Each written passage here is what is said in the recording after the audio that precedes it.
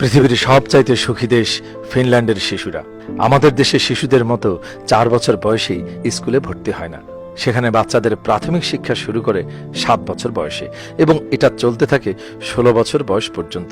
ফিনল্যান্ডের শিক্ষার্থীরা হাই স্কুলে পড়াশোনা করে 16 থেকে 19 বছর বয়সে। আমাদের দেশে স্কুলে ভর্তি না হতেই এই টেস্ট ওই টেস্ট, এই পরীক্ষা ওই পরীক্ষা, কত কি। অথচ 16 বছরের আগে ফিনল্যান্ডে শিক্ষার্থীদের উপর কোনো ধরনের পরীক্ষা চাপিয়ে দেওয়া হয় না। পুরো সময়টা জুড়ে শিক্ষার্থীদের ভেতরের সুপ্ত প্রতিভা খুঁজে বের করেন শিক্ষকেরা। আর কোন শিক্ষার্থী কি পড়বে কি পড়বে না সেটা সম্পূর্ণ নির্ধারিত হয় তাদের পছন্দ অনুযায়ী। হোমওয়ার্ক বা বাড়ির কাজ নামক কোনো কিছু ফিনল্যান্ডে নেই। বাড়ির কাজের পরিবর্তে ছাত্রছাত্রীদের উৎসাহিত করা হয় তাদের স্বপ্নের প্রতি মনোযোগী হতে এবং তারা যাতে পড়াশোনা আনন্দের সাথে করতে পারে সেদিকে বিশেষ নজর রাখা হয়। ফিনল্যান্ডের সবচেয়ে সম্মানের ও উচ্চ বেতনের চাকরিগুলোর মধ্যে শিক্ষকতা রয়েছে প্রথম সারিতে। বিশ্ববিদ্যালয় থেকে পাশ করা গ্রাজুয়েটদের মধ্যে থেকেই ফিনল্যান্ডের বিভিন্ন শিক্ষা প্রতিষ্ঠানে শিক্ষক নিয়োগ দেওয়া হয়। কথাটা শুনতে তিতা হলেও সত্য যে আমাদের দেশের শিক্ষকতা পেশায় যারা আসেন তাদের মধ্যে মেধাবী শিক্ষার্থীদের সংখ্যা খুবই কম। কিন্তু ফিনল্যান্ডে সাধারণ প্রাথমিক বিদ্যালয়ের শিক্ষক হিসেবে নিয়োগ পেতে হলে বিশ্ববিদ্যালয়ের প্রথম সেরা 10 জন ছাত্রের মধ্যে একজন হতে হয়। আর যারা সেখানে প্রাথমিক বিদ্যালয়ের শিক্ষক হতে আবেদন করেন তাদের 1 বছরের বেশি সময় ধরে শুধু বিদ্যালয়ে প্রশিক্ষণই নিতে হয়। এবং এখানেই শেষ না, স্কুলের সবচেয়ে ভালো শিক্ষকগণ কিভাবে ছাত্রছাত্রীদের ক্লাস নেন সেটাও নিবিড়ভাবে পর্যবেক্ষণ করতে হয় তাদের।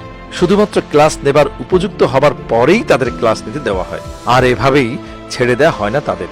তারা কিভাবে ক্লাস নিচ্ছেন সেটা সিনিয়র শিক্ষক সবসময় খেয়াল রাখবেন। ক্লাসটা তারা কতটা মজা করে নিতে পেরেছেন, শিক্ষক সকল শিক্ষার্থীর প্রতি সমান মনোযোগ দিচ্ছেন কিনা, শিক্ষার্থীরা শিক্ষকের কথা বুঝতে পারছে কিনা, এসব কিছুই খুব ভালোভাবে দেখা হয়। এই 1 বছরের প্রশিক্ষণের মধ্যেই থাকে ভাইভা, লিখিত পরীক্ষা এবং সব শেষে চূড়ান্ত নিয়োগের আগে সরাসরি ক্লাস নেবার পরীক্ষা। সোজা কথায় পুরোপুরি যোগ্যতা নিশ্চিত না করে কাউকেই ফিনল্যান্ডে প্রাথমিক বিদ্যালয়ে শিক্ষক হিসেবে নিয়োগ দেওয়া হয় না।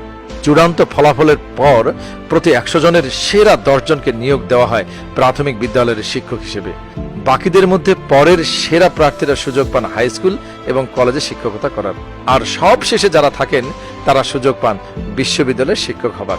যদি কেউ শিক্ষক হতে না পারেন তাহলে তারা একটুও মনক্ষুণ্ণ হন না, বরং তারা গর্ববোধ করেন, কারণ তারা এই 1 বছরকে তাদের জীবনের সেরা প্রশিক্ষণ প্রাপ্তি এবং নিজের দক্ষতা উন্নয়নের একটি সুযোগ হিসেবে দেখেন।